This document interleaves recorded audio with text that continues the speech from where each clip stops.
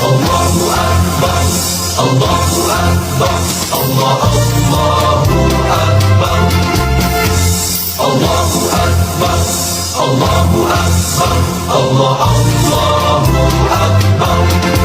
Salam ilahi menuntut kesatuan, maju serta membela kebenaran untuk negara, bangsa dan kemakmuran.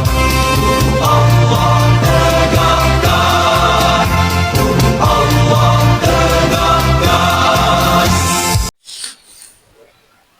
Assalamualaikum warahmatullahi wabarakatuh.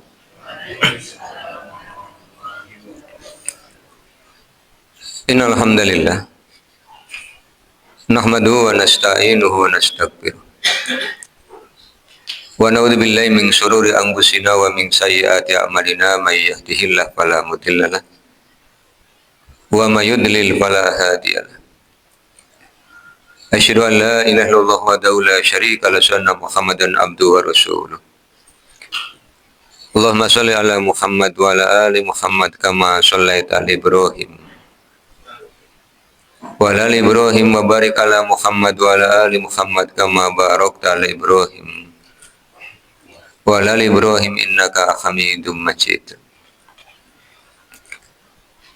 Bapak dan Ibu yang mudah-mudahan dirahmati oleh Allah, syukur alhamdulillah merasa biasa kita panjatkan kehadirat Allah Subhanahu wa taala atas seluruh limpahan nikmat yang telah Allah berikan pada kita. Salawat, salam dan keberkahan kita mohonkan kepada Allah agar senantiasa tercurah kepada Rasulullah Muhammad sallallahu alaihi wasallam dan keluarganya, sebagaimana Allah telah mencurahkan salawat, salam dan keberkahan kepada Nabi Ibrahim alaihissalam dan keluarganya. Bapak dan Ibu yang mudah-mudahan dirahmati oleh Allah, masih di kajian tafsir Al-Quran surah Ali Imran. Pagi hari ini kita akan mengkaji ayat 86 sampai dengan 89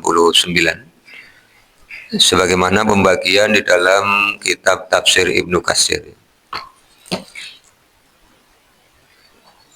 Di ayat ke-86 Allah Subhanahu wa taala telah berfirman, A'udzu billahi minasyaitonir rajim. Bismillahirrahmanirrahim. Kaifa yahdillahu qauman kafaru ba'da imanihim wa syahidu anna ar-rasula haqqun wa ja'ahumul bayyinat wallahu la yahdil qaumadh dhalimin. Kaifa, bagaimanakah, yahdillahu, Allah akan memberikan petunjuk, kauman, kepada suatu kaum, kafaru, mereka kafir, ba'da imanihim, setelah mereka beriman, wa syahidu, dan mereka menyaksikan, anna, bahwasanya ar-rasula, rasul itu, haqqun, benar, wajahum, dan telah datang kepada mereka al-bayyinatu, keterangan-keterangan itu, wallahu, dan Allah, la yahdi, tidak akan memberikan petunjuk, al-qaumadh dhalimina, kepada kaum-kaum yang zalim. 87. Ulaika, mereka itulah, jazauhum, balasan untuk mereka, anna, bahwasanya alaihim, atas mereka, laknatallahi, laknat Allah, wal malaikati, laknat malaikat, wan nasi, laknat manusia, ajmaina, semuanya. 88. Khalidina, mereka kekal fiha, di dalamnya, la yukhaffafu, tidak akan diringankan, anhum, dari mereka, al-azabu, siksaan, walahum, dan tidaklah mereka, yungduruna, mereka akan diperhatikan. 89. Illa, kecuali, allazina, orang-orang yang tabu, mereka bertaubat, mimba di zalika, dari sesudah yang demikian, wa aslahu dan mereka memperbaiki diri, fa innallaha maka sesungguhnya Allah ghafurun maha pengampun, rahimun maha penyayang. Bapak dan Ibu yang mudah-mudahan dirahmati oleh Allah, Ibnu Katsir mengutip riwayat melalui Ibnu Jarir yang menceritakan bahwa Abdullah ibnu Basi al-Basri menceritakan kepada kami Yazid ibnu Surai, menceritakan kepada kami Daud ibnu Abu Hindun dari Ikrimah, dari Ibnu Abbas, yang menceritakan bahwa ini asbabul wurud, asbabun nusul turunnya ayat ini. Ibnu Abbas menceritakan bahwa ada seseorang dari kalangan Ansor, jadi dari orang Madinah yang masuk Islam, kemudian dia murtad. Murtad itu berarti meninggalkan al-Islam. Orangnya namanya murtad, perbuatannya namanya riddah. Bapak Ibu. Riddah itu perbuatannya, orangnya disebut murtad. Syirik itu perbuatannya, orangnya disebut musyrik. Nifak perbuatannya, orangnya disebut munafik. Setelah dia murtad, kemudian dia bergabung dengan orang-orang musyrik. Jadi kembali kepada komunitas awal sebelum dia bertemu dengan Rasul, sebelum dia berkenalan dengan al-Islam. Setelah itu muncul penyesalan. Kemudian ia mengirimkan utusan kepada kaumnya agar menanyakan kepada Rasulullah apakah masih ada jalan bertaubat baginya. Maka Allah turunkan Al-Quran surah Ali Imran 86 sampai dengan 89. Yang kedua melalui Abdul Razak telah menceritakan kepada kami Ja'far ibnu Sulaiman, telah menceritakan kepada kami Humaid al-A'raj dari Mujahid, yang mengatakan bahwa ini ada orang namanya Al-Haris ibnu Suwaid datang kepada Nabi SAW lalu masuk Islam melalui Nabi. Tetapi setelah itu ia murtad dan kembali kepada kaumnya. Maka Allah SWT menurunkan Ali Imran 86 sampai dengan 89.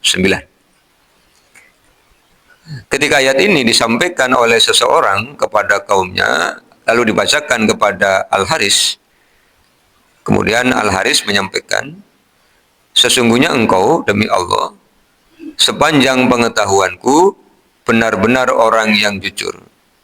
Dan sesungguhnya Rasulullah SAW lebih jujur lagi daripada kamu. Dan sesungguhnya Allah lebih jujur lagi di antara semuanya.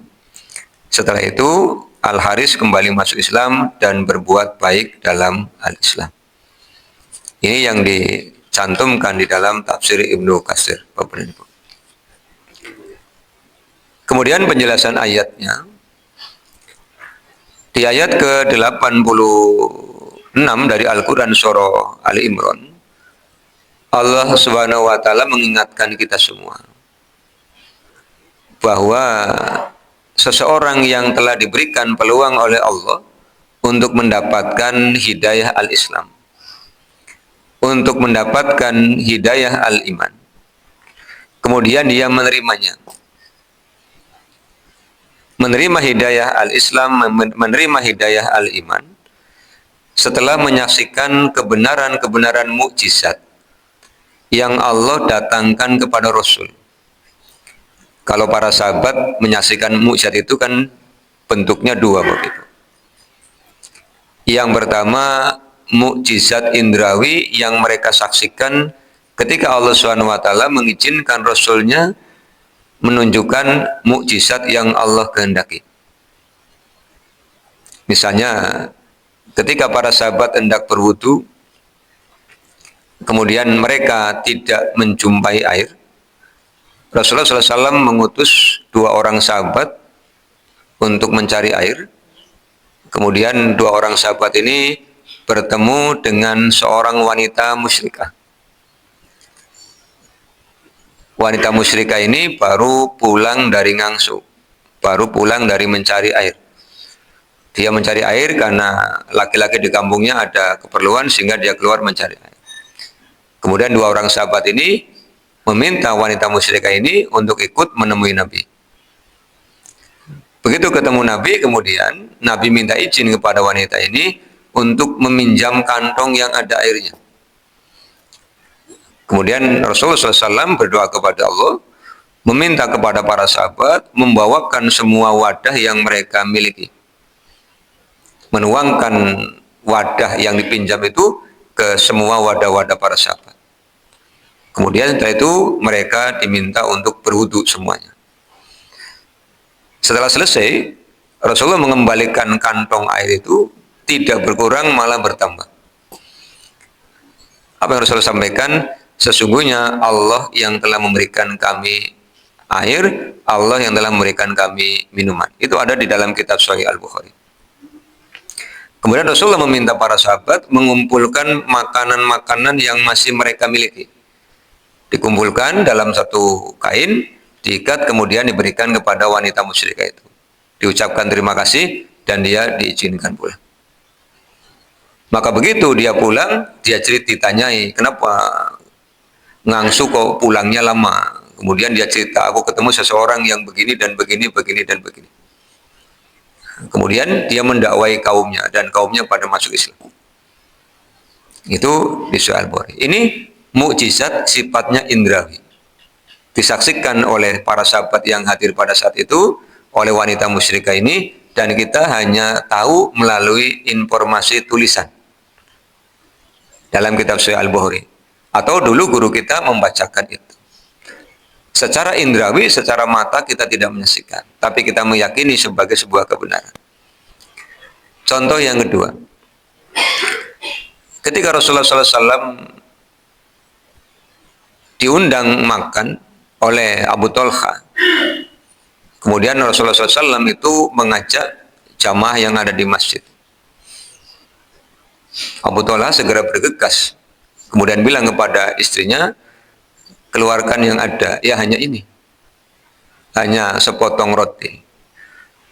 Kemudian didatangkan oleh Rasulullah, Rasulullah berdoa, kemudian meludahi roti itu, semua sahabat suruh makan. Semuanya makan, kenyang, baru terakhir Rasulullah dengan keluarganya Abu Talha. Itu rotinya masih utuh. Ini mukjizat yang tidak bisa dilakukan oleh orang lain. Contoh lagi, mau berwudu lagi, airnya hanya ada satu bejana, saat itu yang datang puluhan. Maka Rasulullah SAW kemudian berdoa kepada Allah, memasukkan jari tangannya ke dalam bejana itu, para sahabat berwudu, dan para sahabat menyaksikan air keluar dari sela-sela jari tangan Rasulullah. Itu mukjizat. Yang namanya mukjizat itu anugerah yang Allah berikan kepada para nabi dan rasul, dan penggunaannya sesuai perintah Allah.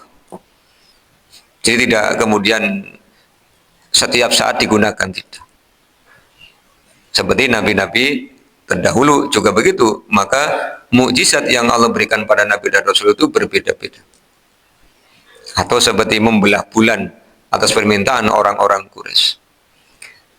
Tetapi ada juga permintaan orang-orang kafir yang tidak Rasulullah kabulkan karena beresiko. Ketika mereka datang kepada Rasulullah dan menyampaikan mereka akan beriman dengan syarat apa? Rasulullah bisa menjadikan Uhud sebagai gunung emas, menjadikan Makkahnya, padang pasirnya, menjadi kebun-kebun kurma, kebun-kebun anggur. Kemudian Allah utus malaikat Jibril menyampaikan kepada Rasulullah, Allah akan kabulkan. Tapinya ini, kalau mereka tidak beriman, konsekuensinya disiksa seperti umat-umat terdahulu. Bahkan kalau Bapak Ibu membaca dalam Al-Quran, azab yang Allah timpakan kepada tiap-tiap kaum itu tidak sama. Maka Rasulullah kemudian memilih tidak mengabulkan permohonan orang-orang Quraisy ini. Rasulullah memilih untuk dicela, untuk dibuli, tapi mereka selamat. daripada Rasulullah mengabulkan dan mereka akan mengatakan in hadza illa sihrun mubin. Paling jawabannya begitu. Kitalah sihir. Tapi dampaknya mereka akan disiksa. Ini bentuk yang Allah sampaikan di Ali Imran 159 Bapak Ibu ya. Sifatnya Rasulullah. Fabima rahmatin minallahi lintalahum. Betapa lembut dan sayangnya beliau kepada kita. Jadi beliau sangat menyayangi kita. Kadang-kadang kitanya yang disayangi tidak tahu diri. Berarti tahu orang lain Bapak Ibu ya. Kalau tidak tahu diri apalagi kita orang lain kan. Disayangi sekali oleh Rasulullah. Itu mukjizat dalam bentuk indrawi. Kemudian yang kedua, Allah berikan mukjizat yang sifatnya lestari. Bisa diindra. Ini ada tulisannya. Bisa dibaca, bisa didengarkan, bisa dipahami, bisa dipikirkan, bahkan bisa dibuktikan kebenarannya. Di Al-Quran surah Ar-Rahman, Bapak Ibu, Allah menyampaikan, Marojal bahroini yaltaqiyani bainahuma barzahul la yabghiyan. Di antara dua lautan itu ada barzah. Apa sih barzah itu? Dinding pembatas. 2023 atau 2024, saya agak lupa tahunnya. Saya dapat kiriman video di grup media sosial saya. Orang yang lagi naik perahu sambil ngamati lautan. Benar-benar warnanya berbeda dan tidak nyampur. Itu ayatnya turun 15 abad yang lalu. Baru di antara 23 atau 24 yang lalu, saya bilang, Masya Allah. Rabbana ma khalaqta hadza batila. 19. Jadi Ar-Rahmannya 19. Saya mendapatkan beritanya tahun 2023-2024 ya. Itu tahunya bukan ayatnya. Artinya apa? Apa yang Allah informasikan tentang sains satu persatu oleh Allah ditunjukkan. Ini loh kebenarannya. Contoh yang kedua di surah Yasin. Allah Subhanahu wa taala bercerita tentang ada zat hijau yang ada pada tumbuhan. Minas sajaril ahdori naro. Dulu ketika saya SMA jurusan IPA, ada pelajaran biologi. Satu pekan biologi itu 8 jam. Jadi bisa ketemu Pak Guru biologi itu sepekan 4 kali. 2. Itu ada kalimat klorofil. Zat hijau daun. Quran sudah bicara 15 abad yang lalu. Masih di surah Yasin. Allah Subhanahu wa taala bicara tentang tata surya. Wasamsu tajri li mustaqarril laha. Zalika taqdirul azizil atim. Perhatikan matahari yang beredar pada garis porosnya. Kemudian kita menyebutnya dengan rotasi matahari. Wal qamara qaddarnahu manazila. Bulan beredar pada mansilahnya. Berbicara tentang sains. Orang amati, muncullah teori tata surya. Quran sudah bicara 15 abad yang lalu. Maka Bapak dan Ibu, Al-Quran, informasi-informasi yang terkait dengan kehidupan itu 80% sudah terbukti. Tinggal 20%. Apa 20% itu? Terkait dengan barzah, kematian, terkait dengan hari kebangkitan, terkait dengan hari kiamat. Kalau 80% sudah terbukti, yang 20% pasti terbukti. Hanya kalau yang 20% terbukti ini, kehidupannya sudah selesai persoalannya. Orang nggak bisa balik. Termasuk saya pengen cerita, ayat Al-Quran yang bicara tentang akhirat, tapi kehidupan dunianya terbukti. Al-Zalzalah ayat 7, Al-Zalzalah ayat 8. Allah menyampaikan, Famay ya'mal misqala dzarratin khairan yarah. Wa may ya'mal misqala dzarratin syarran yarah. Ini ayat bicara tentang akhirat. Karena ayat ke-6-nya bicara tentang hari kebangkitan. Yauma idzi yashturun nasu ashtatan liyura a'malahum. Pada hari manusia dibangkitkan oleh Allah dari dalam kubur dalam berbagai macam bentuk. Jadi ketika hidup manusia, tapi begitu dibangkitkan di hari kebangkitan belum tentu utuh manusia. Tergantung amalnya. Ada yang kepalanya diganti dengan kepala keledai. Apa dosanya? Senengnya di siti imam. Imam ruku wis tunggal-tunggal dengan imam sujud wis tunggal-tunggal jagung. Ini nanti diganti kepalanya dengan kepala keledai. Atau nanti ada yang datang pada Allah di mahsyar sambil gendong onta, gendong sapi, gendong kambing. Karena mengambil yang bukan miliknya, atau gendong kayu gelondongan pirang-pirang. Para pembalak hutan itu nanti, atau gendong duit triliunan para koruptor itu. Karena semua amal itu akan didatangkan. Surah Ali Imran ayat 30. Kata Allah kan, yauma tajidu kullu nafsin ma amilat min khairin muhdara. Semua kebaikan akan didatangkan. Tetapi Bapak dan Ibu, tahukah bahwa Al-Zalzalah ayat 7 dan 8 juga sudah berlaku dalam kehidupan kita? Orang yang melakukan kebaikan, ia akan melihat hasil kebaikannya, Pak. Orang yang melakukan keburukan, walaupun sebesar biji zarrah, ia akan melihat hasilnya. Tidak usah nunggu di akhirat. Bahkan, ayat ini berlaku umum. Setiap kebaikan yang Allah perintahkan dan ditaati mendatangkan kebaikan, setiap keburukan yang Allah larang akan mendatangkan madharat. Contoh gampang ya. Yang namanya fisik itu ada batas kekuatan maksimal. Kita lahir lemah, bayi, anak-anak, remaja, dewasa kuat. Sampai usia 40 itu maksimal.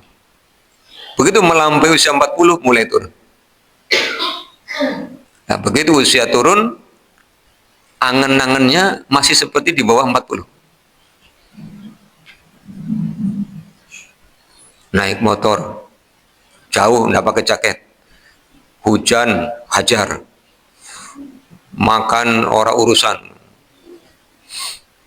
Begitu sakit, ya bukan Allah mendolimi orang itu, tapi karena dia mengambil pelanggaran, keburukannya akan kembali kepada dirinya. Itu di dunia sudah begitu. Maka apa yang Allah sampaikan di An-Najm 39:40, wa alaysa lil insani illa ma sa'a. Seseorang tidak akan mendapatkan apa-apa kecuali yang dia usahakan. Wa anna sa'yahu saufa yuro, dan usahanya akan kembali kepada dirinya. Yang melakukan kebaikan, ia akan mendapatkan. Maka masyarakat kita juga punya filosofi, nandur apik ya oe apik, nandur ala ya oe ala. Orang kalau baik Bapak Ibu, dimanapun akan mendapatkan kebaikan. Orang kalau buruk, ya dimanapun ya nasibnya buruk. Orang kalau dermawan, dimanapun ya akan dibantu. Orang kalau bakhil, dimanapun ya bakhil. Tidak usah nunggu nanti akhirat. Dunianya sudah Allah ingatkan. Ini kebenaran mukjizat Al-Quran. Maka kita yang sudah ngaji sampai dengan Ali Imran 89, berarti Fatihah kan 7 ayat. Al-Baqarah 286, ini sudah 89. Berarti kita sudah ngaji berapa ratus ayat Bapak? Sudah berapa ratus kebenaran yang kita dapatkan. Kalau kemudian imannya, keimanan dalam hatinya kayak orang masuk angin, ya tahu orang masuk angin, leab-leob, berarti ada yang perlu di muhasabah diri. Aduh, ngajinya sudah sampai alim 89, kadang kiang kadang orang. Dicari tahu apa penyebabnya. Oh, setelah dicari tahu ternyata ketemu. Teorinya Mas Fahmi itu hanya satu penyebabnya, hubbud dunia. Contohnya apa? Duhur, ada kumandang adzan, terus ngomong wis adzan, ngelinguk tok, wis adzan, terus lanjut pegawean, itu namanya hubbud dunia. Padahal pekerjaannya bisa ditunda, kecuali pekerjaan yang tidak bisa ditunda, selesaikan. Misalnya apa? Dokter lagi ngoperasi, selesaikan. Tapi kalau hanya sekedar nyukur rambut, tinggal.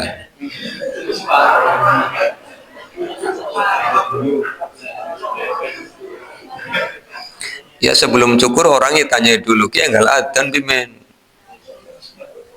Pan lanjut apa engko bar dhuwur bae. Kira-kira berapa menit sih, Pak? 10 menit. Dhuwure kurang berapa menit? 5 menit. Jadi nembe separuh Pak tak tinggal gelem apa ora jenengan. Ya mong ya wis bayar bar dhuwur ya kan. Jangan mengerjakan pekerjaan yang tangguh.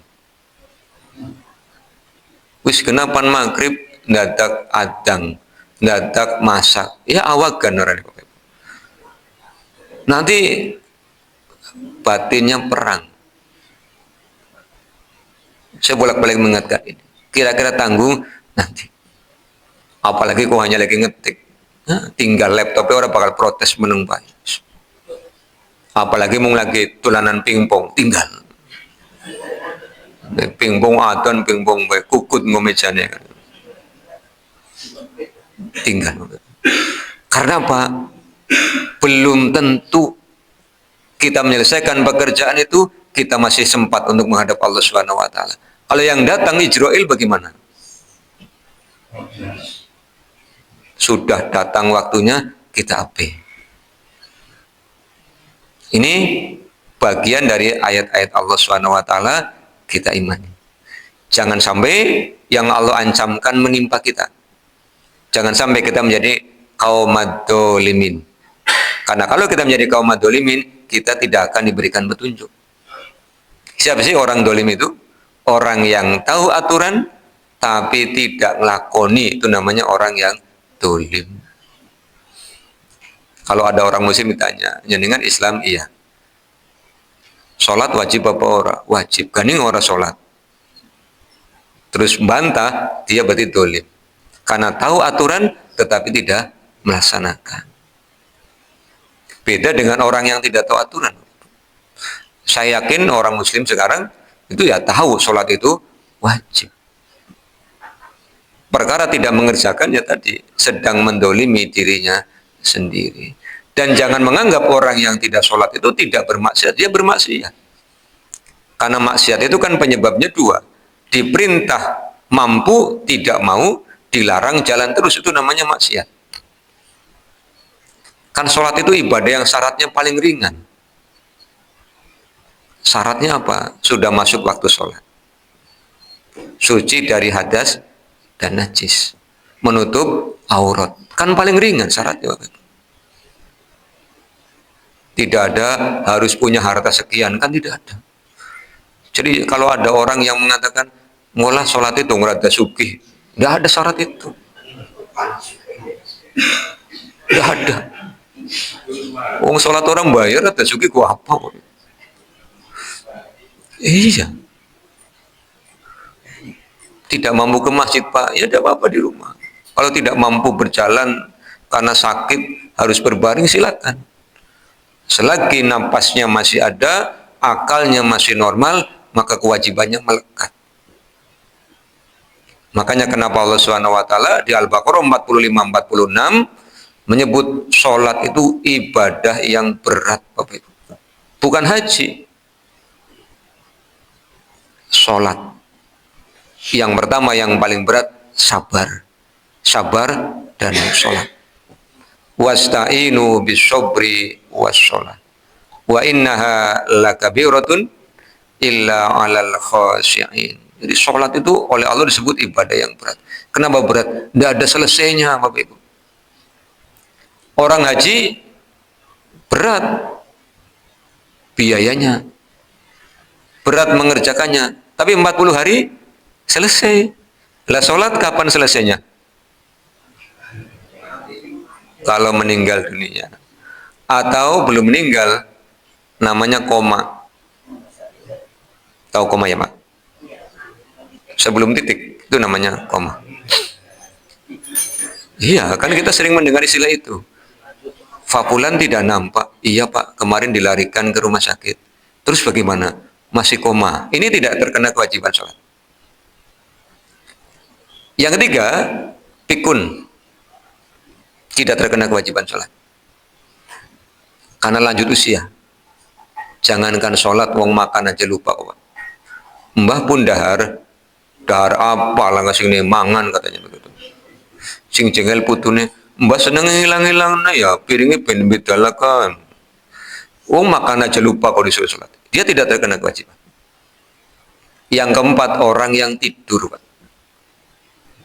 Jadi pulang pengajian ini nanti habis duha dengan tidur, bangunnya besok pagi.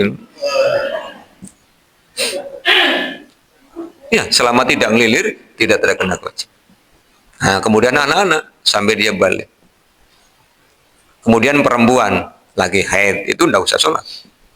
Tidak boleh. Perempuan lagi nifas, tidak usah sholat. Dan istimewanya, tidak disuruh qadha. Kata Ibunda Aisyah, nu'maru biqadha'i shaumi wala nu'maru biqadha'i sholati. Kami diperintahkan mengqadha saum, tapi kami tidak diperintahkan mengqadha sholat. Itu khusus kaum wanita. Bapak-bapak tidak ada. Hajairi.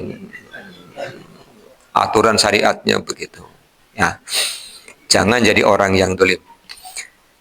Kalau dolim apalagi sampai murtad, orang yang murtad dilaknat oleh Allah. Kalau dilaknat oleh Allah, pasti sengsara. Kalau Allah melaknat, pasti malaikat ikut melaknat. Kalau malaikat melaknat, manusia ikut melaknat. Semuanya.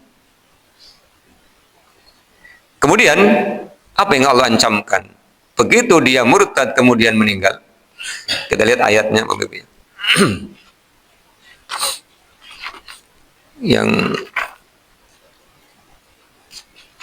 kayaknya di Ali Imran juga ini.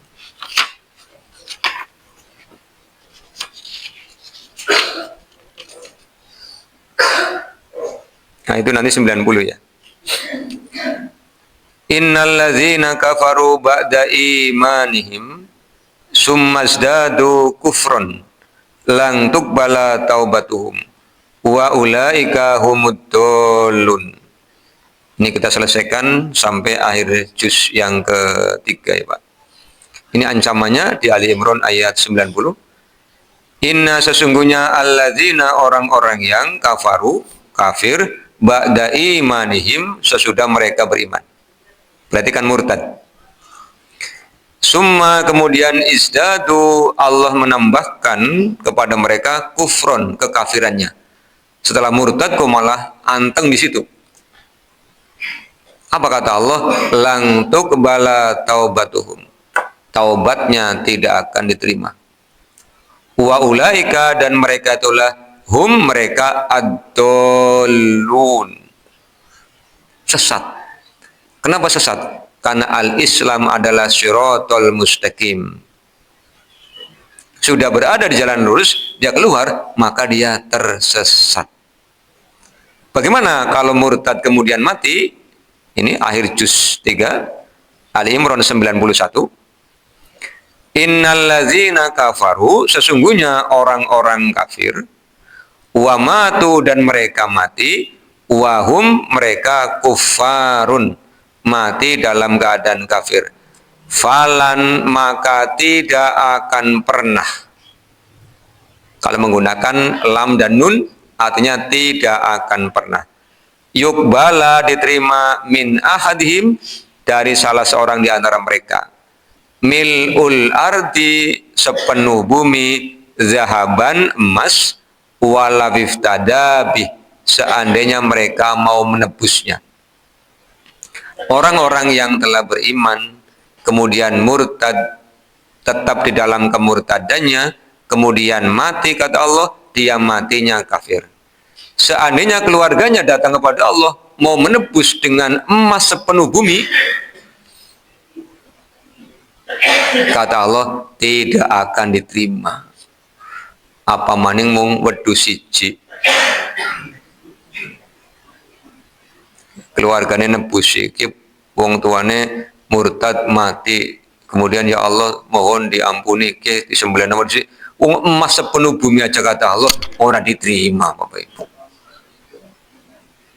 Betapa murkanya Allah. Ulaika lahum azabun alimu wa ma lahum min nasirin. Ulaika mereka itulah lahum untuk mereka azabun siksaan alimun yang menyakitkan wa ma lahum min nasirin dan tidak akan ada yang datang memberikan pertolongan. Ini peringatan keras dari Allah Subhanahu wa taala. Kemudian kita lihat Al-Qur'an surah Al-Maidah Bapak Ibu, ayat ke-54 ya.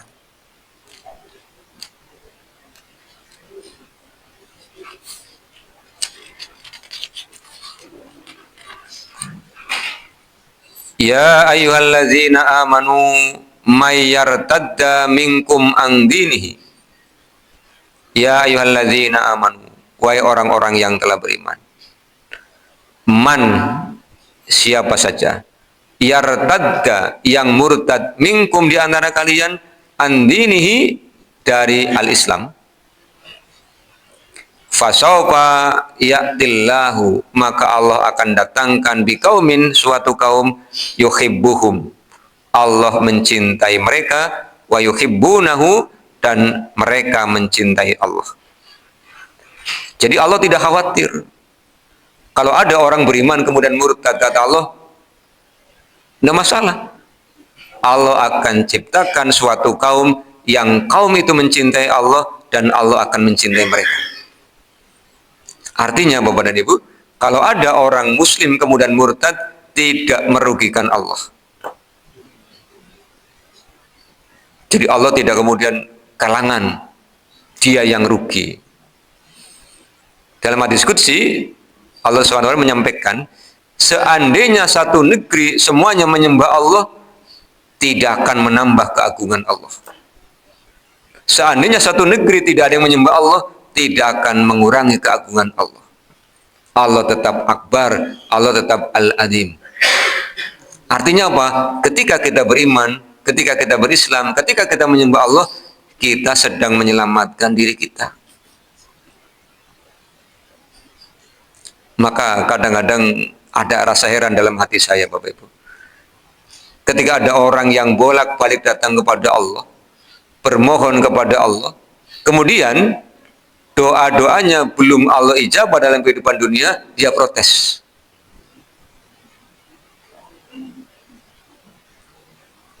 Ganing orang pernah jamaah lah, doanya orang tembus-tembus sungkan. Naudzubillah Bapak.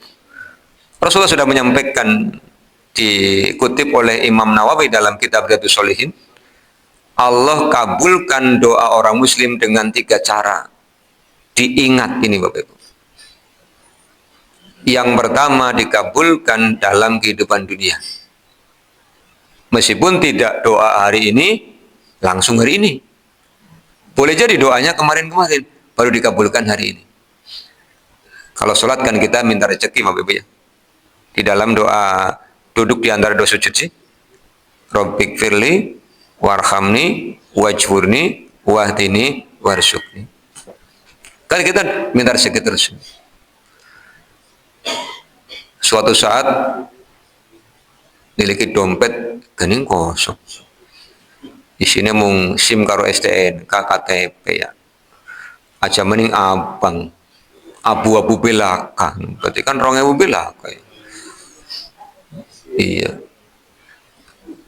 Panlunga karo ya Allah. Niliki motor gening bensinnya mepet apa, begitu nyukut celana tenggok ngajina kunci idih anak duit nyelap ganing jublit dikumbah orang konangan gimana kepeng, alhamdulillah warnanya ungu kan ya saliter oli ya Pak, boleh itu bagian pengabulan doane panjenengan. Ada yang disisakan oleh Allah untuk hari itu. Di lain waktu kayak gitu lagi. Dadak beres-beres lemari pokanan sing nyelap-nyelap ning soreng lambi mbok apa kan.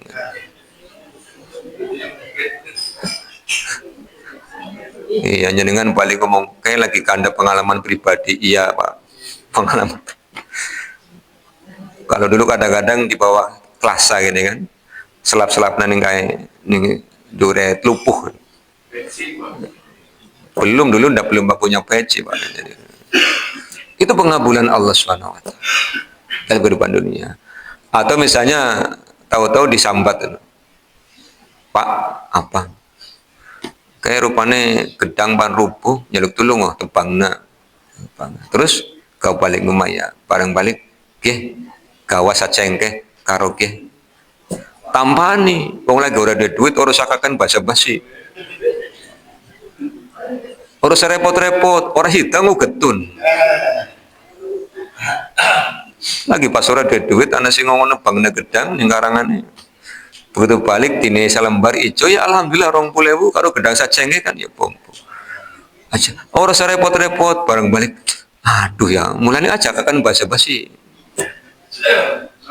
lagi butuh tampan nih wong orang jaluk iki itu pengabulan doa Bapak Ibu. Lagi ketermaning anak kaca kan yang menang baik iya nyong sing wingi maam ora enak terus pimen kancane yuk kagian aja kan pasti wong lagi ora duit lagi ngelih kagian aja kesuwen ngendi ki ning tirus kan pirang-pirang kae wetane gili apa kulone gili alhamdulillah terima kasih ya Allah lagi ngelih lagi sehat ana wong ngejak nyate gratis pisan fa bi ayyi ala rabbikuma tukatiban wis kaya kowe takoni ke nyong baru oleh orderan ke takdir jenengan kalau ketak sangguni ya Allah terima kasih lagi ya Allah itu pengabulan doa Bapak Ibu maka jangan pernah berhenti untuk berdoa jangan pernah protes kepada Allah siapa lu berani-berani protes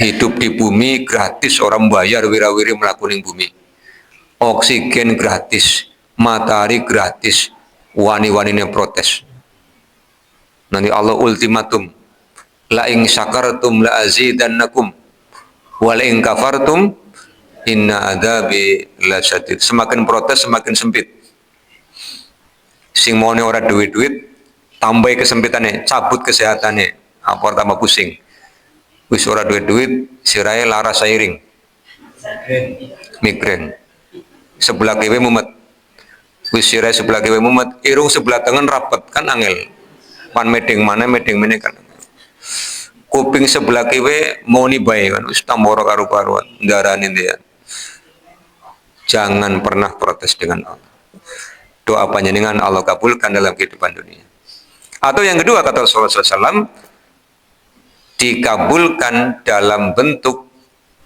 pemberian yang lebih baik minta A tapi oleh Allah dikasih B dan B itu yang lebih baik atau dalam bentuk diselamatkan dari bala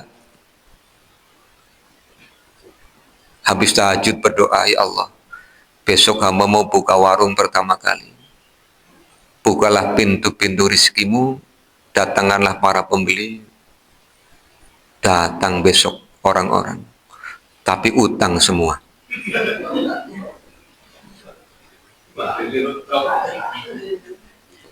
layani Pak bayarin kok ya Pak ya bayarin kok ya kira-kira balik dongkol apa bahagia Pak iya balik ngomong ya Allah baru pertama buka kan yang laris tapi lah kasih bayar mau nyatet kabeh nyatet lah malam hari kios-kios terbakar kiosnya panjenengan utuh itu Allah mengabulkan doa panjenengan kan kita sadarnya kalau sudah kejadian itu pengabulan yang kedua pengabulan yang ketiga doa-doa yang orang-orang muslim panjatkan kata Rasulullah disimpan sebagai catatan pahala di akhirat maka setiap jenengan berdoa jenengan berpahala Bapak Ibu maka jangan bosan berdoa. Jadilah kaum yang mencintai Allah, nanti Allah akan mencintai kita. Maka kalimatnya apa? Raditu billahi rabbah. Kita ridho dulu dengan Allah, baru Allah akan ridho dengan kita. Kan kita pengennya, ya Allah, Allahumma inna nas'aluka ridhoka. Ya Allah, kami minta ridhomu. Lah kitanya ridho belum dengan Allah. Kalau kitanya belum ridho dengan Allah, ya jangan minta Allah ridho kepada kita. Kapan kita ridho kepada Allah, Bapak Ibu? Yang pertama, ridho kepada Allah sebagai satu-satunya Tuhan. Makanya apa yang kita ucapkan? Iyyaka na'budu. Hanya kepadamu ya Allah kami menyembah, yang lain tidak akan disembah. Yang kedua, ridho kepada Allah satu-satunya yang membuat aturan. Jadi kalau Allah bilang, ya ayyuhalladzina amanu idza nudiya lis-sholati min yaumil jum'ati fas'au ila dzikrillahi wa darul bai'. Zalikum khairul lakum in kuntum ta'lamun. Al-Jumu'ah ayat 9. Wahai orang-orang yang beriman, apabila dipanggil untuk sholat Jumat, fas'au, S2, sagseglah. Maka jangan datang ke masjid nunggu azan. Apalagi nunggu qomat. Senengane tekane ngenteni ngaji disirep. Nembe ngaji berarti 15 menit maning. Parang ngaji disirep nembe mangkat. Parang pan mangkat, kunci klalen, sandal klalen, klambi klalen, bolak-balik. Anjuk masjid khutbah rampung.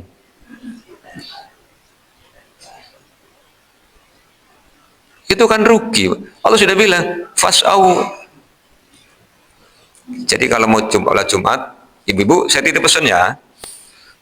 Kalau di rumah ada laki-laki, apakah namanya suami, anak laki-laki, menantu laki-laki, jadilah alarm yang baik. Pak, jam 11 siap-siap. Engkau Jumat ini tengah rolas. Kan anak siram, anak wudu, anak melampah. Ya. Karena orang yang datang awal masuk masjid, sebelum ke masjid, mandi dulu, seperti mandi orang yang junub, berjalan dengan tenang, datang nomor 1, seperti bukan oleh onta, seperti orang yang berkorban onta, mendapatkan pahala korban onta, bukan oleh onta.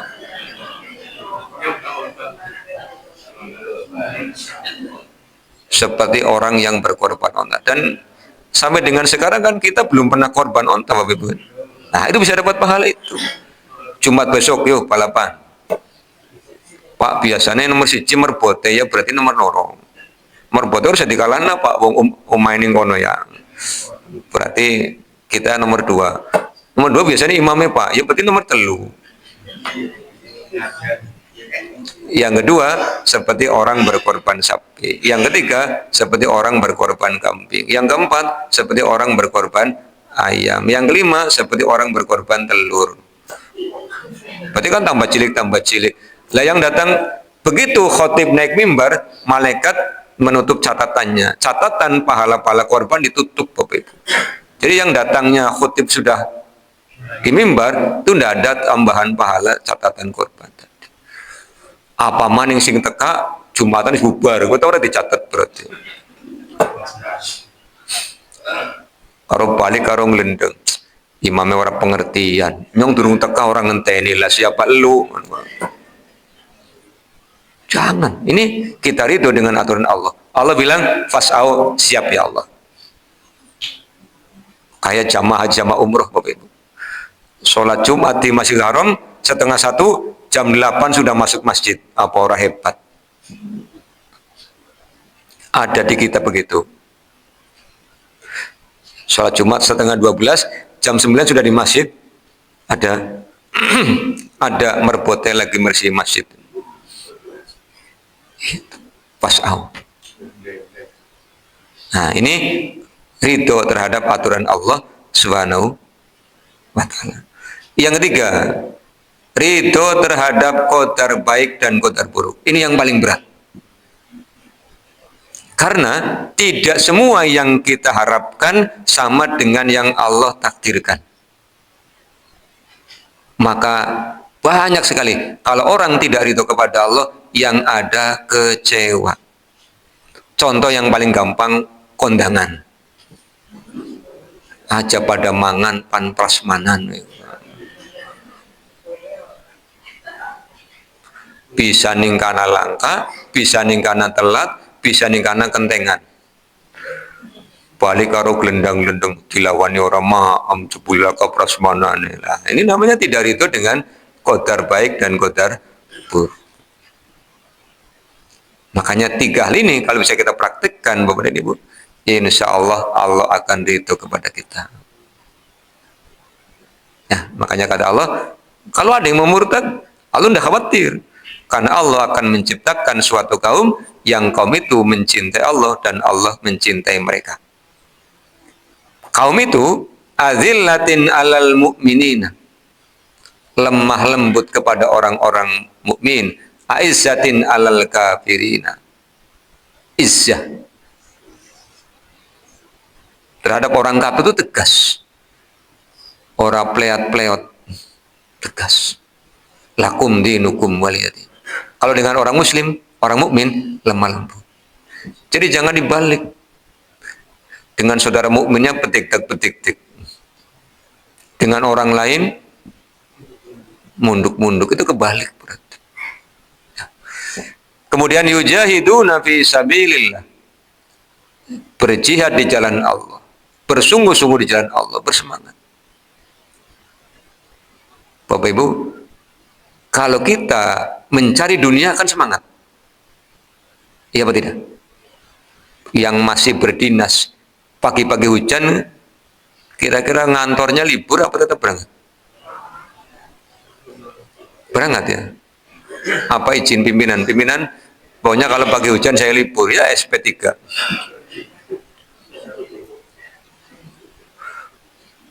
Berangkat. Kalau dibayar sebulan sekali saja, kita semangat, apalagi diberi nikmat oleh Allah 24 jam, masa tidak semangat? Bagaimana kalau napasnya nanti dikurangi? Istilah orang kampung saya, kayak wong melasi saya Pak. Si bisanya, ambekannya Senin Kemis. Oke, ambekan Senin Kemis, bahasanya begitu. Megap-megap. Bagaimana kalau dikurangi begitu? Ya. Kemudian ciri berikutnya kata Allah, wala yakhafuna laumata laim. Kaum yang tidak takut dicela ketika dia melakukan kebenaran. Kata Nabi Ibrahim kan kepada kaumnya, wa kaifa akhafu ma asyraktum wa antum la takhafuna annakum asyraktum billahi ma lam yunzil bihi sultana. Kata Nabi Ibrahim, kenapa aku harus minder dengan kamu? Wong kamu yang tidak menyembah Allah aja percaya diri. Maka Bapak Ibu, kalau ada orang yang diajak ke masjid untuk jamaah, untuk taklim, kemudian mengatakan, Pak, aku ya pengen, tapi aku izin, nyenengan semangati dengan ayat ini.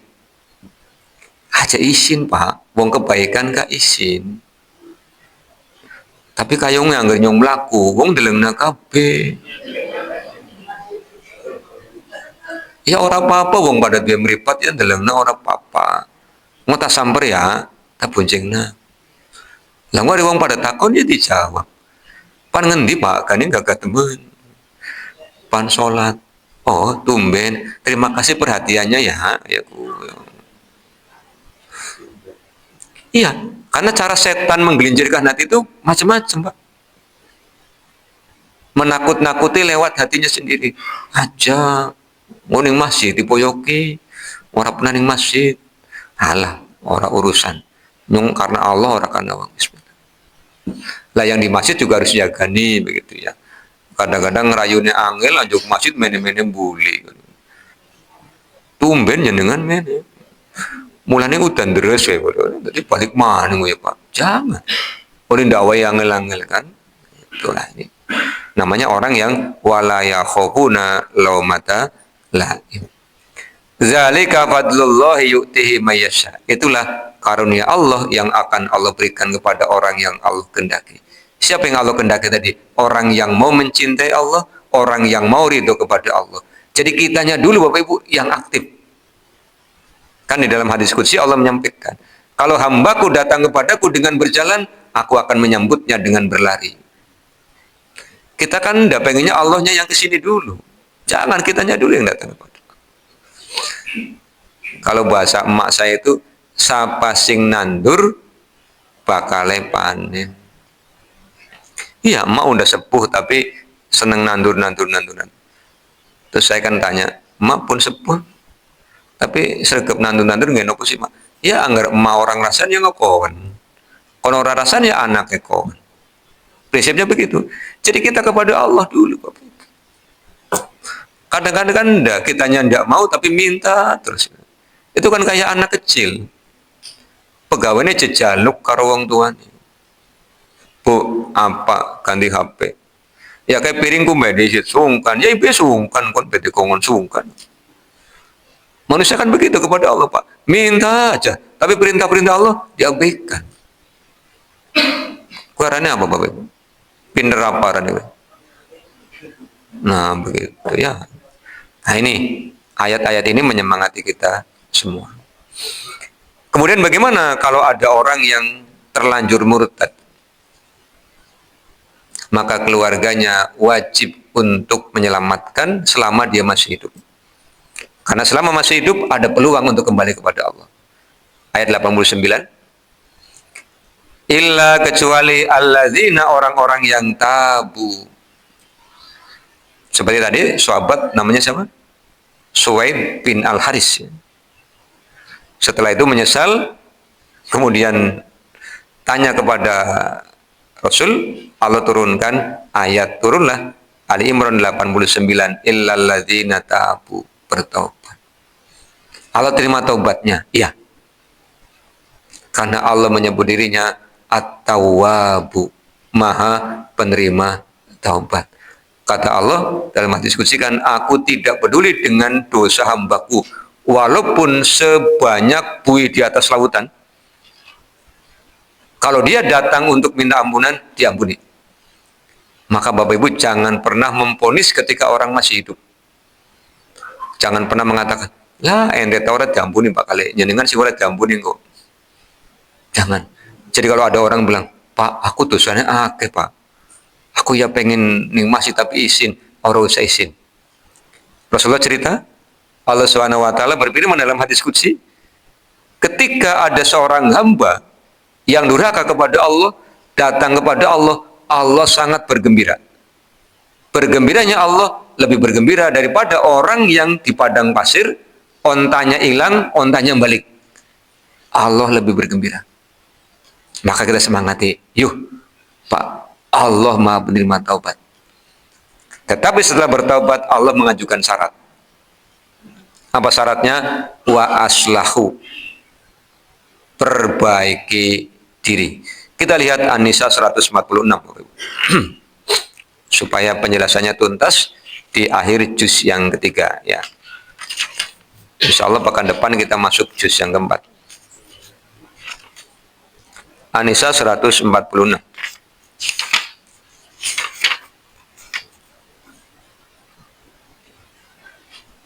Illalladzina, kecuali orang-orang yang tabu, mereka bertaubat. Ini syarat pertama.